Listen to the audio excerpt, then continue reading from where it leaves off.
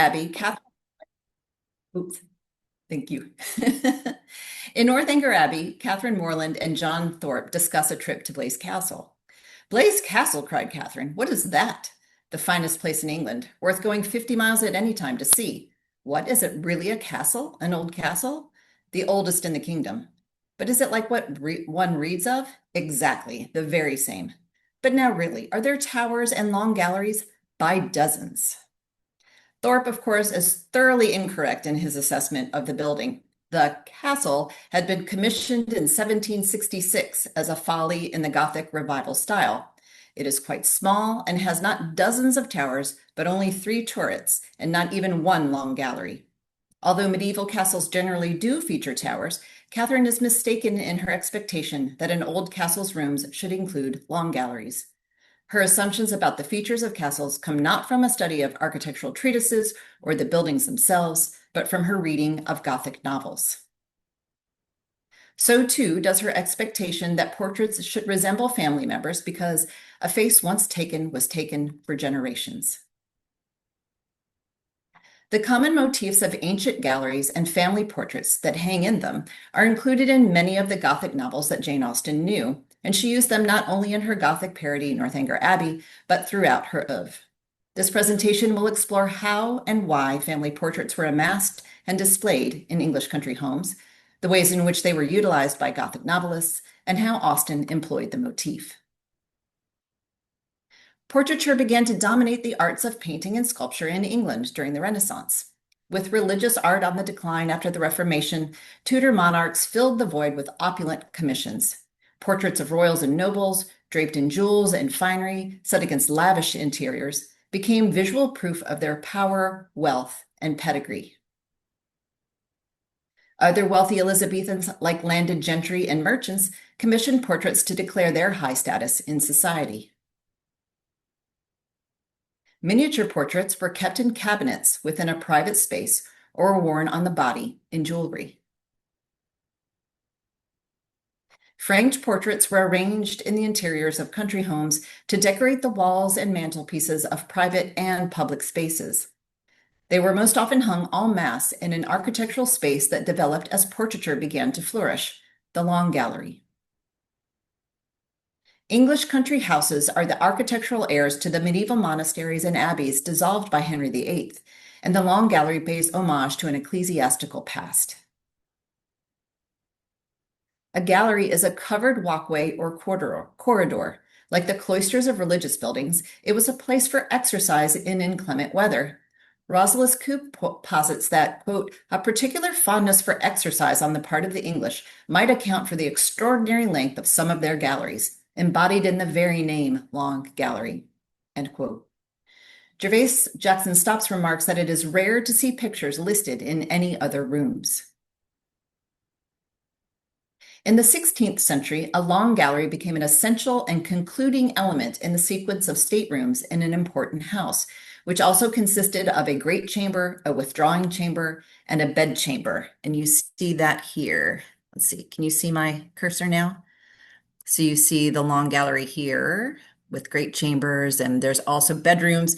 The bedroom for a monarch and very highly moneyed people was actually a public room because your very inner circle would meet in your bedroom. And actually in France, the Louis used getting dressed in the morning as a ceremony that you were honored to come and see. So and also in Dutch interiors, the master bed was in the big public room where you also had dinner.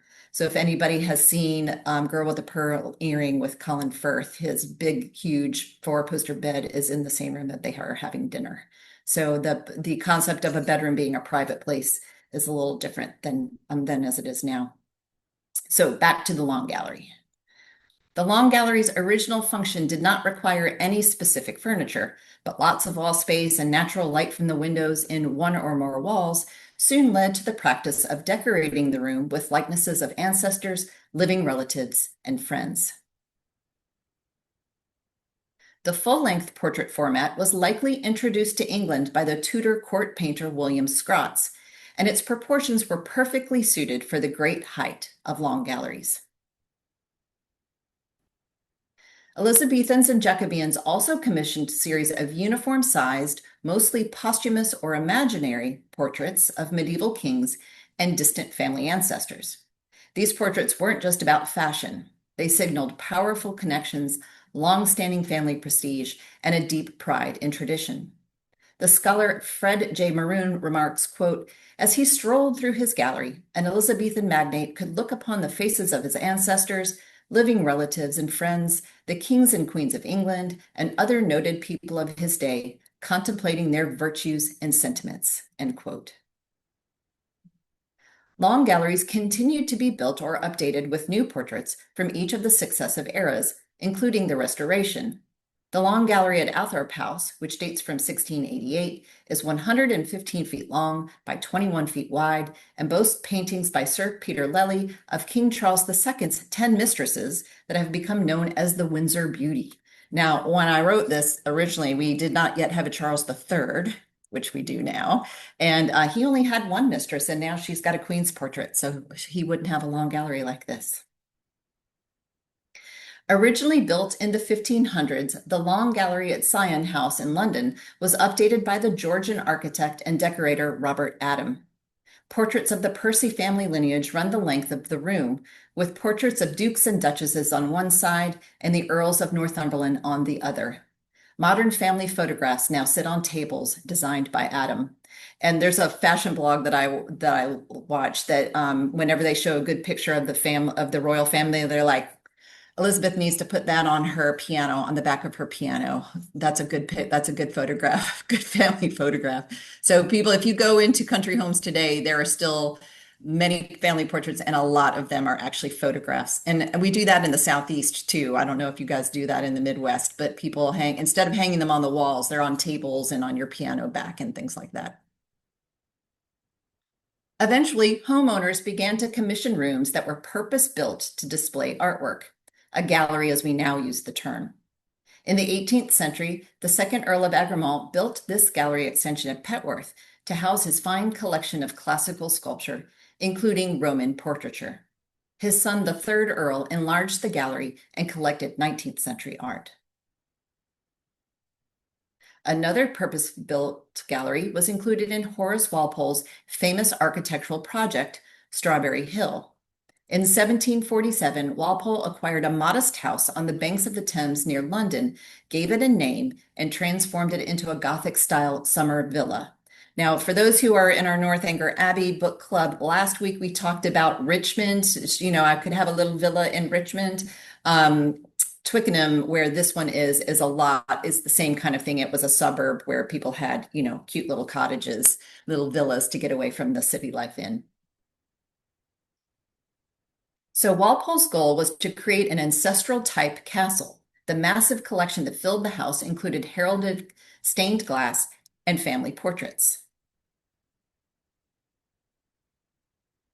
Walpole criticized Elizabethan and Tudor long galleries as being dirty and tasteless, with walls so high that viewers could not see the pictures well enough.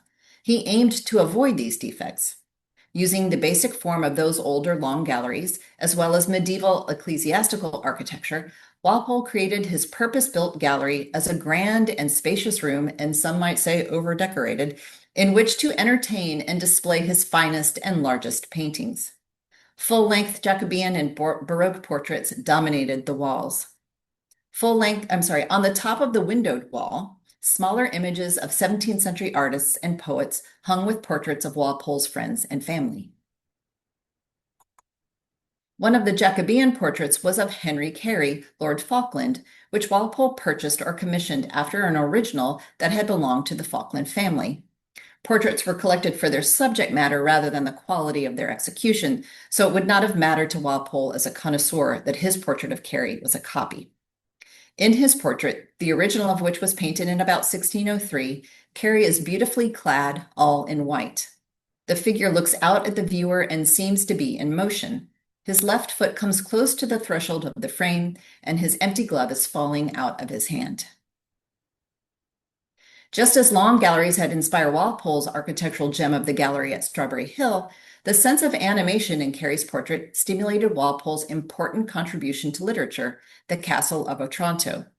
In a 1765 letter to the Reverend William Cole, he writes, quote, "When you read of the picture quitting its panel, did not you recollect the portrait of Lord Falkland, all in white, in my gallery? I waked one morning from a dream of which all I could recover was that I had thought myself in an ancient castle, and that on the uppermost banister of a great staircase I saw a gigantic hand in armor." End quote. Later, in his description of the villa of Mr. Horace Walpole of 1784, he notes, quote, "The idea of the picture walking out of its frame in the castle of Otranto was suggested by this portrait." End quote. A footnote here that I want to include because it references the scholarship of our friend Jeff Nigro. In his article, Reading Portraits at Pemberley, in Jasmine Journal Persuasions Online from 2013, he points out that the concept of the animated portrait was not new to the 18th century. For example, in the Renaissance, the Italian courtier Baldassare Castiglione wrote a poem imagining that his portrait almost spoke in order to console his wife and son from whom he was away. Walpole's novel, first published in 1764 and subtitled A Gothic Story in its second edition, is considered to be the first in the Gothic genre. Set in Italy during the time of the Crusades, it tells the story of Manfred, the ruler of Otranto, who is determined to secure the castle for his descendants in spite of a mysterious curse that the castle and lordship of Otranto should pass from the present family whenever the real owner should be grown too large to inhabit it. The story begins on the morning of the wedding of Manfred's only son, Conrad, to the Princess Isabella of Vicenza. Before the ceremony can take place, the groom is crushed to death by a gigantic helmet that has fallen from the sky. Manfred decides to ensure his legacy by divorcing his barren wife and marrying Isabella himself, and he calls for her to meet him in the gallery of the castle. Just after he makes his plan known to the terrified Isabella, she runs away, having been startled by the sound of another mysterious event. Quote, "At that instant, the portrait of his grandfather, Ricardo, which hung over the bench where they had been sitting, uttered a deep sigh and heaved its breast. Manfred saw it quit its panel and descend on the floor with a grave and melancholy air. The spectre marched sedately, but dejected, to the end of the gallery and turned into a chamber on the right hand." End quote. Later, when Manfred's servants look in that room, they do not see the specter of Ricardo, but they do find a gigantic foot and part of a leg. I love this illustration. Like, it's like, ah, Bigfoot. It's supposed to be scary, but somehow it seems funny.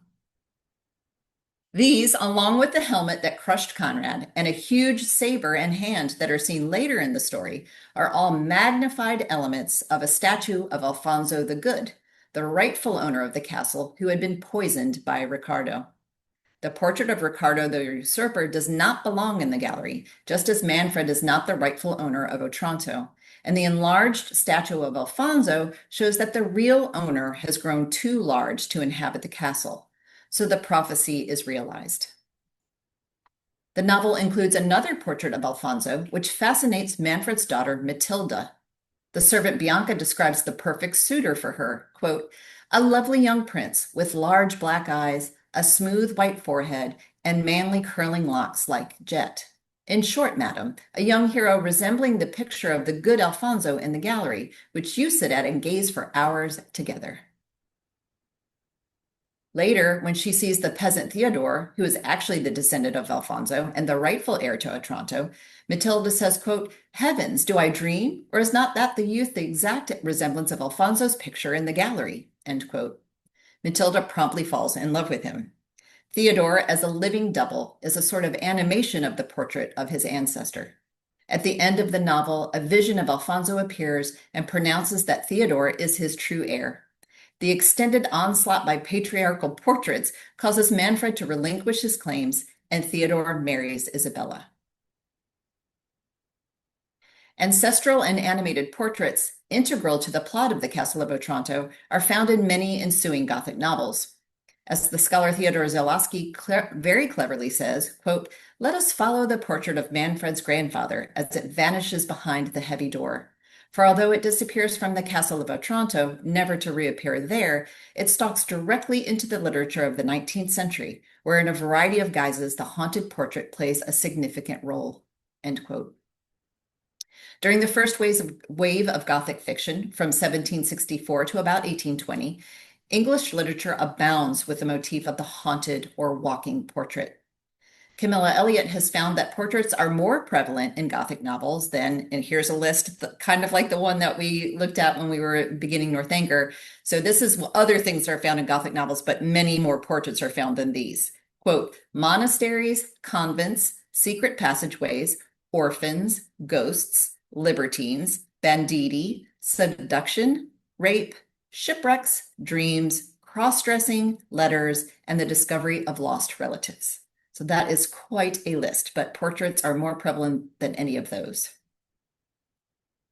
James Gilray's 1802 lampoon of the popularity of the Gothic novel, the print Tales of Wonder, seen here, includes the animated artwork motif. As one woman reads aloud to a group seated around a table, the frightened expression of one of the party is imitated by a sculpture on the mantel. The title of the print alludes to Matthew Gregory Lewis's collection of supernatural stories, and a copy of his novel The Monk, from which the author gained his nickname, lies on the table. For the purposes of this presentation, I will highlight galleries and portraits found in novels mentioned in Austen's works, such as The Monk, which John Thorpe says is one of the only novels he can tolerate. I will also include Regina Maria Roche's The Children of the Abbey, a favorite of Harriet Smith's in Emma, Anne Radcliffe's The Mysteries of Udolpho, read by Catherine Morland in Northanger Abbey, as well as the three of the horrid novels recommended to Catherine by Isabella Thorpe, Eliza Parsons' Castle of Wolfenbach, Roche's Claremont, and Eleanor Sleece' The Orphan of the Rhine. In these works, portraits help explore the Gothic motifs and themes of ancient settings, the supernatural, passionate emotions, sexual desire, and the identification of family members. Portraits are often hung in remote and uninhabited rooms, thus enhancing the mysterious atmosphere in Gothic novels. The caretaker Bertha in Castle of Wolfenbach, an unnamed housekeeper in Claremont, Father Andrea in The Orphan of the Rhine, the housekeeper Mrs. Bruce in The Children of the Abbey, and the maid Annette in The Mysteries of Udolpho, all lead their heroines through remote areas of castles and chateaux to ancient, elegant, and obscure apartments, galleries, and dressing rooms.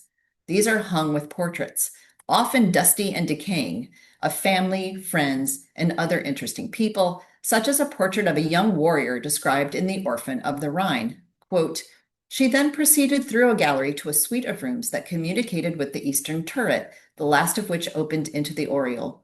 Here she observed several portraits, which appeared to have been the workmanship of some of the best Italian masters. Two of them, which were apparently more modern than the rest, chiefly engaged her attention, though even these were so covered with dust and so injured with the damps as to have lost much of their former beauty. The first was the figure of a young warrior who was supposed to have been mortally wounded in an engagement. The other was the figure of a female leaning on a tomb. End quote.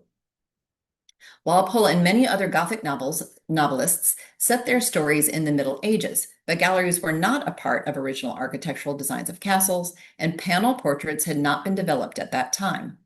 Their inclusion is therefore anachronistic, and they add to the general feeling of the historical setting of the novel and indicate the age of a character's lineage. Gothic writers often add to their air of mystery by including seemingly supernatural objects or events that eventually turn out to have rational explanations. Portraits, for example, appear to come to life, but that animation is usually traced back to natural causes. The mysterious figure is just a descendant with a striking family resemblance. An animated portrait is seen in someone's imagination or in a dream, or portraits are metaphorically or quasi-animated through living people. Love for the subject of the portrait often causes characters to engage with them in a physical manner or with overwrought emotion as if they were real humans. For instance, in The Mysteries of Udolpho, Saint Aubert looks, quote, earnestly and tenderly upon a miniature portrait of his deceased sister, the Marchioness de Villeroy, and put it to his lips and then to his heart and sighed with a convulsive force, end quote. In Claremont, Madeline imagines the portrait of her paramour de Sevigny coming to life. Quote, she involuntarily cast her eyes upon the portrait, which bore so strong a resemblance to de Sevigny. It was her disordered fancy, no doubt, which made her at that moment imagine the eyes regarded her with an expression of the deepest melancholy. Every tender scene she had experienced with him rushed to her recollection. End quote.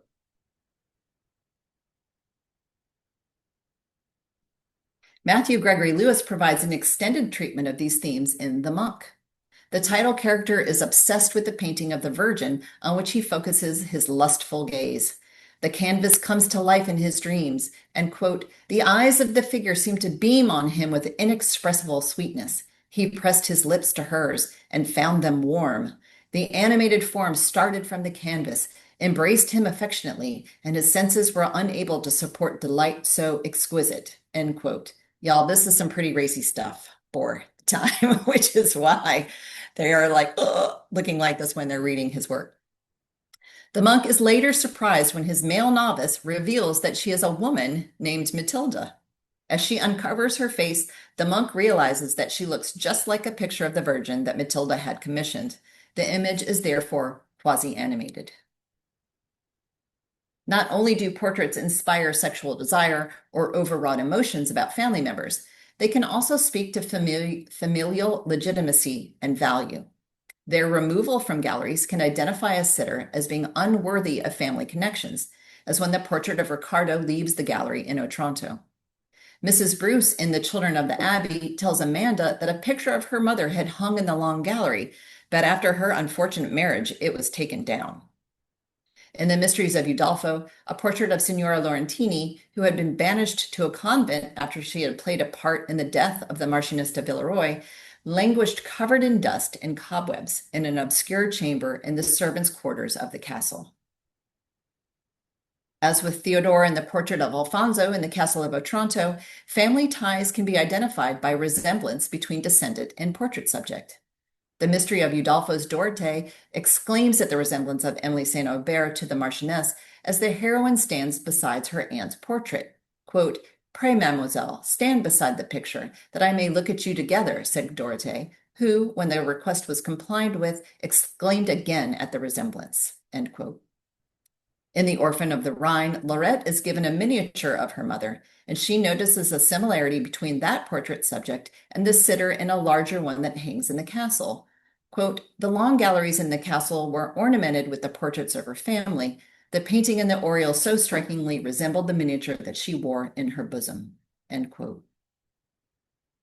Jane Austen alludes to the same kinds of interactions with portraits as are seen in Gothic literature, but her own controlled depiction of everyday reality contrasts with the genre's representations of emotional and alarming events. In Sense and Sensibility, Marianne Dashwood wears a miniature of her great uncle around her neck, but unlike the miniature in The Orphan of the Rhine, it does not identify her as an heir to a fortune. Instead, it is a reminder that her uncle has willed his estate to her half-brother and nephew, as opposed to leaving it to Marianne, her mother, and her sisters. Later in the novel, Lucy Steele shows Eleanor Dashwood a portrait miniature of Edward Ferrars, therefore giving evidence of her secret engagement to the man that Eleanor loves, and the two women can both symbolically hold their beloved for a brief moment. Lucy suddenly reveals the portrait in the middle of a conversation that is very upsetting for Eleanor. Unlike St. Aubert in The Mysteries of Udolpho, however, she stifles any convulsive sighs or emotional response and remains calm. Collections of family portraits also make appearances in Austen's work. During Mrs. Rushworth's tour of Southerton in Mansfield Park, the narrator remarks, quote, of pictures there were abundance, and some few good, but the larger part were family portraits, no longer anything to anybody but Mrs. Rushworth, who had been at great pains to learn all that the housekeeper could teach and was now almost equally well qualified to show the house, end quote. The paintings are not decaying or covered with dust, nor are they looked at with an interest by the heroine. Although the portraits assist in indicating the elevated status and longevity of the Southerton estate, the current holder, James Rushworth, is generally regarded as a fool, and his mother, Mrs. Rushworth, is likely the only person who contemplates the sitter's virtues. In Pride and Prejudice, the gallery in Darcy's ancestral estate is first mentioned by Caroline Bingley as she teases him about his partiality for Elizabeth Bennet. She reminds him about the lower status of Elizabeth's family by telling him, quote, "Oh, yes, do let the portraits of your uncle and Aunt Phillips be placed in the gallery at Pemberley. Put them next to your great uncle, the judge. They are in the same profession, you know, only in different lines," end quote.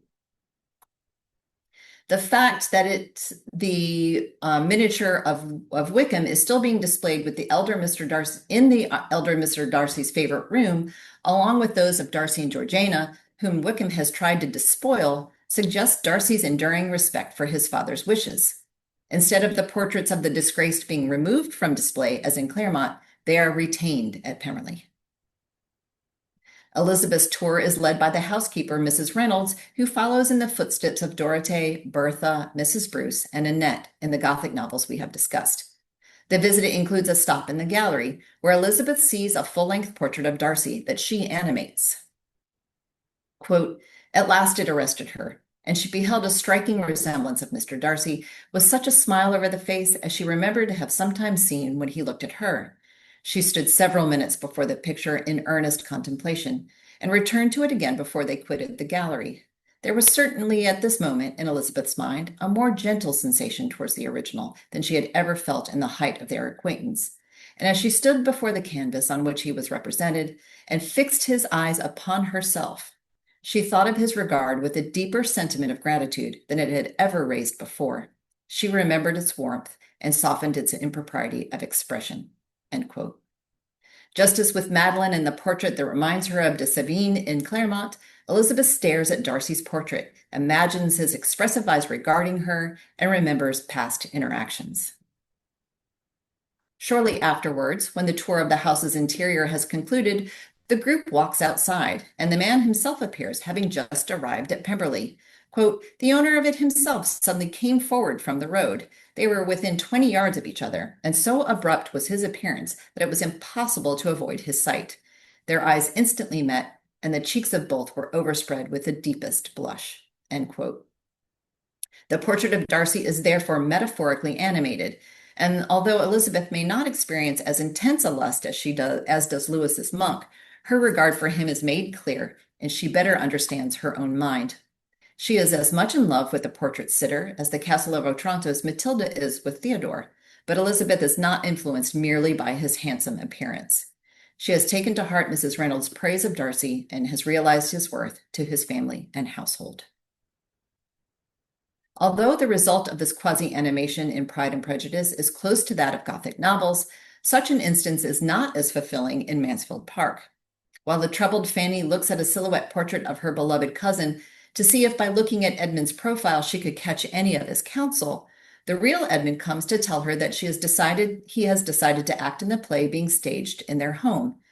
Instead of inspiring affectionate thoughts, Edmund's appearance brings Fanny's disappointment in a decision that she rightly fears will anger Sir Thomas. Austen's novels self-consciously and deliberately blur the line between fiction and reality, and A Scene in Persuasion perfectly illustrates the contrast between Austen's realism and Gothic fancy. The narrator describes the Musgroves' old-fashioned square parlor at the great house, quote, "to which the present daughters of the house were gradually giving the proper air of confusion by a grand pianoforte and a harp, flower stands, and little tables placed in every direction. Oh, could the originals of the portraits against the wainscot, could the gentlemen in brown velvet and the ladies in blue satin have seen what was going on, have been conscious of such an overthrow of all order and neatness? The portraits themselves seem to be staring in astonishment." End quote. With her use of the words could and seemed, Austen is playing with the Gothic tradition. The portraits have not really come to life, and the narrator does not include any potential observers, except the readers, of that frightening phenomenon. With her use of, the overthrow of all order and neatness is not due to the age or the remoteness of a room in a crumbling castle. Instead, it is brought about by the modern furnishings acquired by the fashionable Musgrove children, and the family is shown in a happy state of alteration that brings them into the 19th century. Austen positions both the Gothic novel trope of an animated portrait hung in a remote room and the Musgroves' 18th century parlor as outdated. In contrast, in Northanger Abbey, Austen plays with the characters' expectations rather than those of the reader. An updated drawing room is a source of disappointment for Catherine Morland. Prepared by reading Gothic novels, she hopes that Northanger Abbey will exhibit past splendor and present decay. However, quote, she doubted as she looked around the drawing room whether anything within her observation would have given her the consciousness of being in an abbey. The furniture was all in the profusion of elegance and modern taste, end quote. During their journey to the Abbey, Henry Tilney has filled her head with all of the Gothic wonders she will see there. He teases that after being taken to her apartment by the housekeeper Dorothy, she will view, quote, over the fireplace the portrait of some handsome warrior whose features will so incomprehensibly strike you that you will not be able to withdraw your eyes from it, end quote. Austen's text harkens back to the mysteries of Udolpho with Dorothée the servant and the Orphan of the Rhine, the portrait of the young warrior. Catherine does not, however, find the painting of the warrior in her apartment. Elsewhere in the house, Catherine views a portrait of Mrs. Tilney, which, quote, represented a very lovely woman with a mild and pensive countenance, justifying so far the expectations of its new observer, end quote. As the reader of Mysteries of Udolpho, the portrait should please Catherine. She finds what Emily does not in the portrait of Signora Laurentini, which, quote, had little of the captivating sweetness that Emily had looked for, and still less of the pensive mildness she loved, end quote. And notice the mild and pensive countenance and the kind of the mirroring of words here between Austen and Radcliffe. Nonetheless, Catherine is disappointed by the lack of family resemblance in the portrait. Her reading of Gothic novels primes her to expect that, as with Emily and her aunt in The Mysteries of Udolpho, and Lorette and her mother in The Orphan of the Rhine, that Mrs. Tilney's, quote, features, air, complexion should be the very counterpart, the very image, if not of Henry's, of Eleanor's. The only portraits of which she had been in the habit of thinking bearing always an equal resemblance of mother and child. A face once taken was taken for generations, end quote. So how many portraits has Catherine seen in her very young life and her very sheltered experience? All of the portraits she knows have come from the Gothic novels she's been reading. Moreover, Mrs. Tilney's portrait had been intended to hang in the prominent location of the drawing room. It now hangs in her daughter Eleanor's room, seemingly banished from public view by her unfeeling husband, General Tilney, much as the portrait of the exiled Signora Laurentini hangs in the servants' quarters in The Mysteries of Udolpho. Although he is not the murderous rapist of Gothic novels, General Tilney had injured his wife with his temper and terrorizes Catherine and his daughter with his dictatorial attitude and ungracious behavior. Many scholars have examined how Austen transforms Gothic terrors into the concerns of real life, domesticating the Gothic. And General Tilney is not the only villain of everyday life in Austen's fiction. Sense and Sensibility includes the stories of two Elizas, the first of whom is forced by her guardian to marry against her will, and the second who is seduced and abandoned by John Willoughby. In Persuasion, Mr. Elliot is described as, quote, a designing, wary, cold-blooded being, black at heart, hollow and black, end quote. And Sir Walter Elliot's narcissism threatens his daughter Anne's happiness. Mansfield Park's Fanny Price suffers at the hands of her frightening uncle Sir Thomas, her difficult Aunt Norris, and the disingenuous suitor Henry Crawford. Other Gothic allusions include Fanny as a fearful but virtuous heroine, and the illnesses of Marianne Dashwood in Sense and Sensibility, and Jane Fairfax in Emma, brought about by the cruelty of their self-absorbed suitors Willoughby and Frank Churchill. Austen presents portraits that are displayed in similar ways to those in Gothic novels. Images are hung in the galleries of families with august lineages or are held close to the body in miniature form. She steers clear of the genre's usual melodrama and supernatural theatrics. In the words of Walter Scott, she presents, quote, instead of the splendid scenes of an imaginary world, a correct and striking representation of that which is daily taking place, end quote. Characters do not weep or wail at the sight of portrait miniatures, and galleries are not dark and mysterious places. Panel portraits do not really come to life, although they may do so metaphorically, inspiring both tender and disapproving thoughts. Austen uses galleries and portraits to explore the perceived value, or lack thereof, of character and familial connections. In doing so, she domesticates the Gothic portrait in her novels. Thank you for your attention. Thank you very much, Kristen. Do we have Yeah. any questions? Shelley, go ahead. I can't help but think, I mean, it's not really Jane Austen, but it is a Gothic novel. 1938, Daphne du Maurier's book, Rebecca, Rebecca. goes back to the original kind of Gothic novel that Jane Austen tamed. I mean, I wonder what she was thinking. What do you feel about that? I don't know much about, I've not read that book. I've only seen the movie a million years ago. And I know that Georgina from the 95 Persuasion played Rebecca in one of the adaptations. But anybody else here more familiar with Rebecca than I am? Shelley, what do you think about what she was thinking, what de Mornay was thinking? Well, the second wife of Maxim de Winter, who's much younger than him, doesn't have a name, and she's looking at this portrait of Rebecca that nobody really talks about. And Rebecca was this very, very famous society lady and supposed to be Beauty. really perfect or something.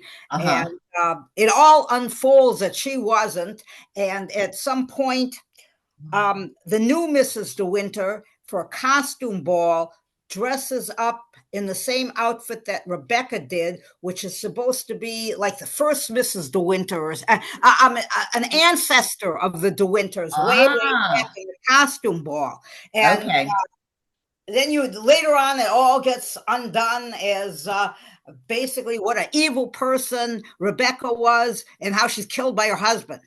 And Ah. the house burns down. I mean, it's a real Gothic novel. I mean, Jane Austen's debunking it, but in 1938, Daphne du Maurier is basically writing one.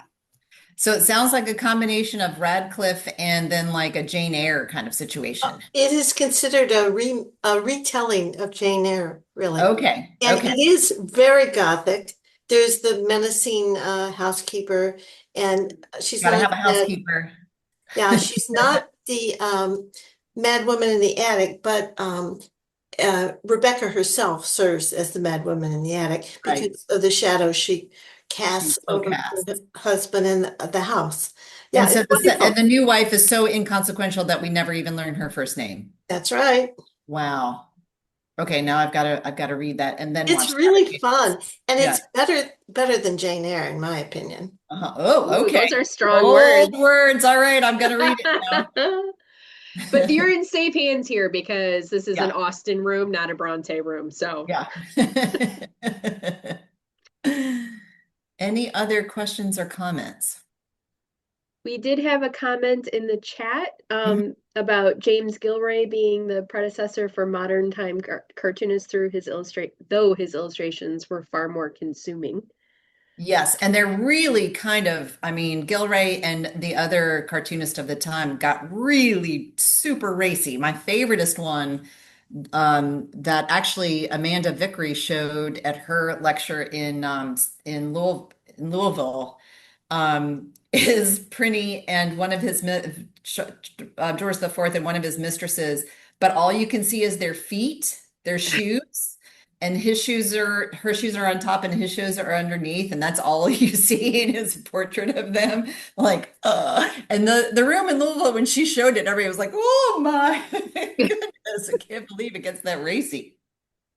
Some pearls clutching. Yeah, there's been some wonderful exhibitions about the caricaturists of the time because they really did. They were like the stand-up comic, late night talk show people. They were really commenting on the leadership of the time in very, not respectful ways at all. Any other questions from the gang? We do have a recommendation, Kristen. You're supposed to Yes. watch Alfred Hitchcock's adaptation first Okay, good. of Rebecca. Okay, better probably. Yeah. Hitchcock's everything. May Okay. I say something? Sure, Of course you Lori. can, Lori. Oh, you sweethearts. Well, first of all, I am going to rank this presentation up there with some of my favorites ever. Well, thank you, Lori. Um, I did in high school, I did my senior term paper on the origin and development of the Gothic romance novel. Uh-huh. And this is very fascinating what you've brought up things I, of course, in high school never knew or dreamed of. I think that it's interesting that in Gilbert and Sullivan, he spoofs perhaps this whole thing in Ruddy Gore because the ancestors in the portraits come to life as kind of like inside their portraits, and some come out of them. And maybe that's part, you know, mirroring some of these Gothic novels where the the portraits come to life. That's very, very interesting. Yeah. And also that whole thing about Mrs. Danvers is the bad housekeeper in Rebecca, who kind of leads the new Mrs. De Winter into the idea of using the costume in the portrait of Rebecca, which turns is like the worst idea. It brings up terrible memories for Maxim De Winter, and it's an inciting crisis. So Right. yes, this is all really reminiscent of a Gothic. And you're so insightful here. I'm going to watch this many times. Well, thank you. All right, two personal things. Part of the reason that I like this topic so much. Well, so first of all, this trope continues in other stories. So like the picture of Dorian Gray, where the portrait kind of de-ages or ages, or he de-ages as the portrait ages. So the haunted portrait is a trope in Victorian literature and then in 20th century literature too.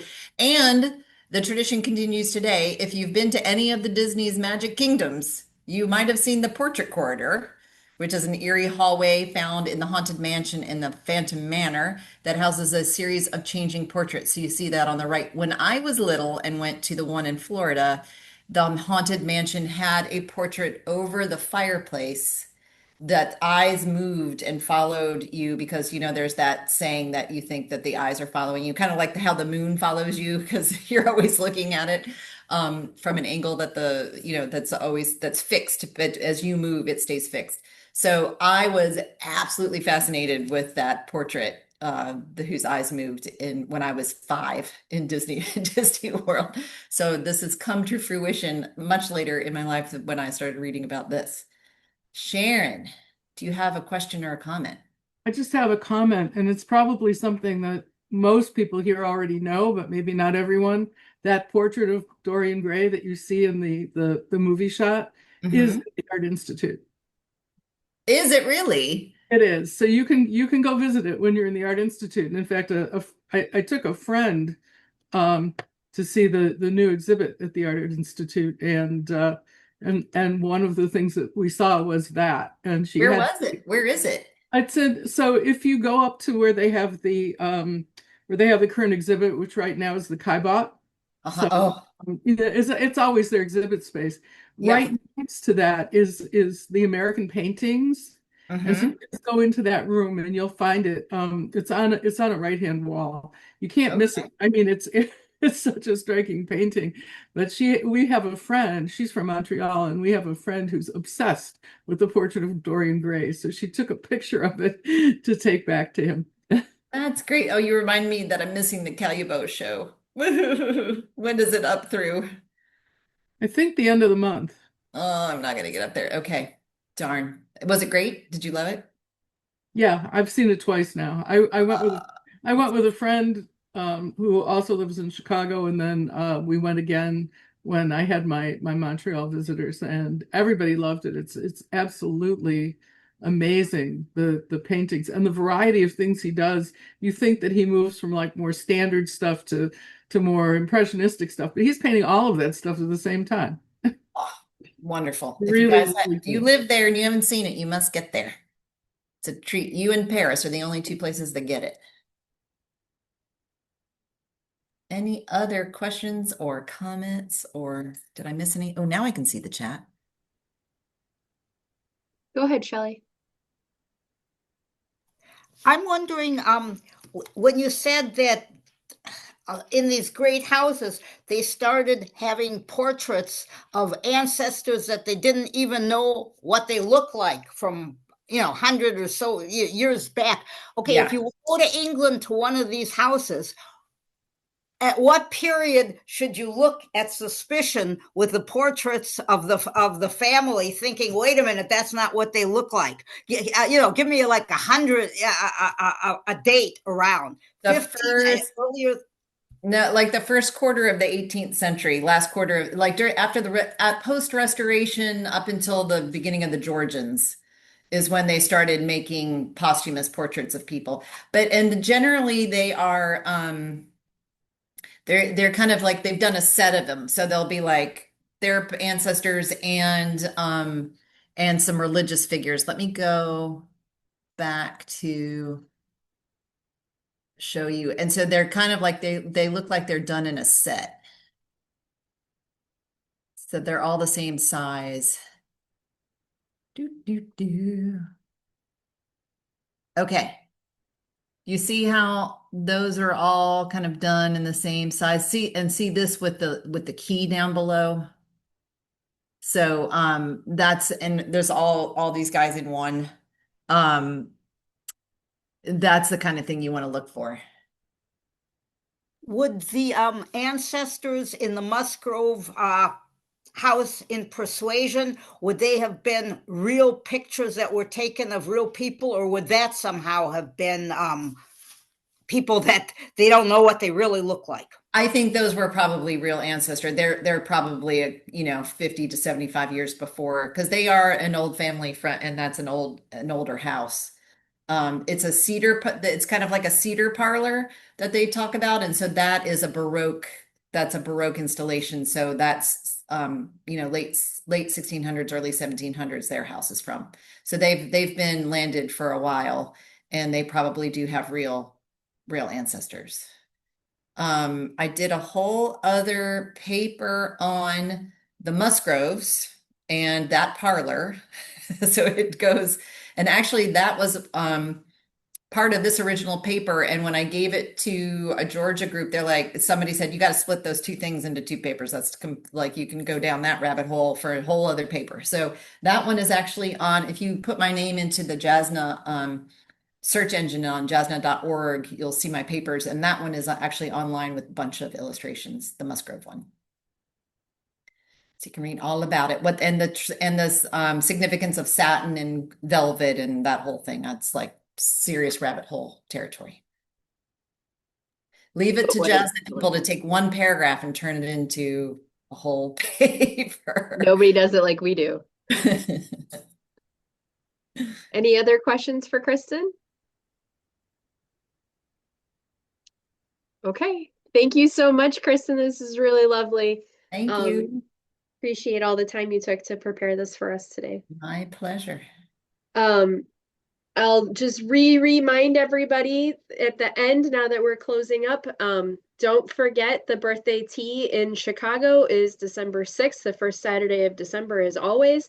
And we have Ruth Mudge coming to do a birthday celebration focused on the adaptations and soundtracks associated with those, which is going to be delightful. Oh, I didn't announce this earlier, but so Kristen mentioned book club. We're coming up close to the end of book club. It'll probably be, Kristen, what did we say? It would probably be like January we'd finish book club. Mm-hmm. So we don't have book club in October because of the AGM. So we'll have November, and then we won't probably have it in December. I think we skip because of all the craziness of the holidays. And then the last one will be January. So we have like 2-ish sessions left of book club, if I remember right. So you might be wondering, what's next?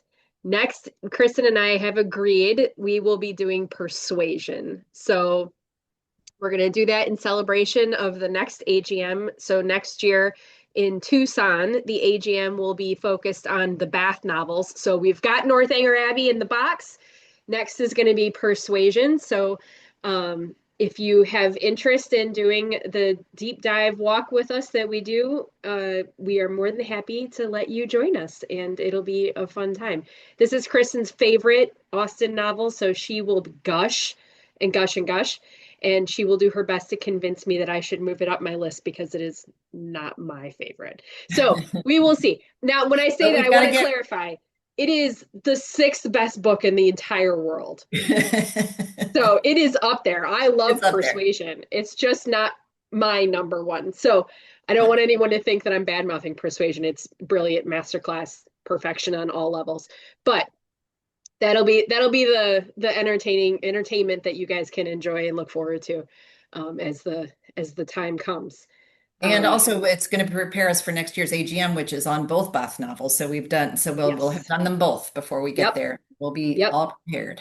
You guys will be in fighting shape for the AGM. No one will be able to touch you. You'll know all the stuff before you show up. Okay, I'm just checking to see. We had a couple last minute comments. I'm glad everyone's excited about Persuasion. We are too. Okay.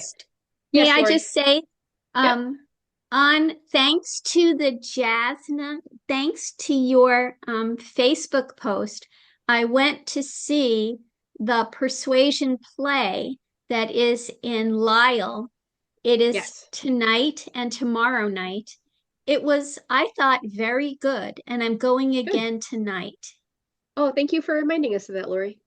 And the thing that seemed off-putting to begin with is the costumes are not period. They're a range of clothing times.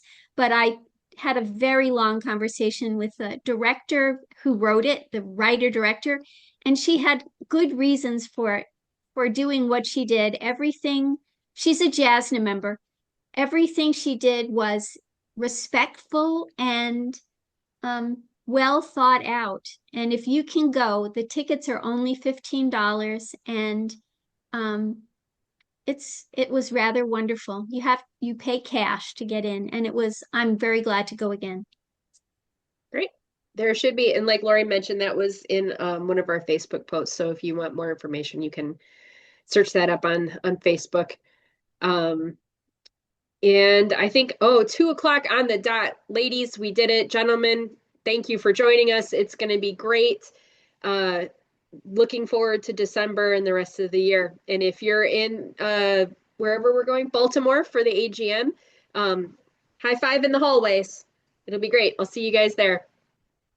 All right. Have a wonderful rest of your weekend, everyone.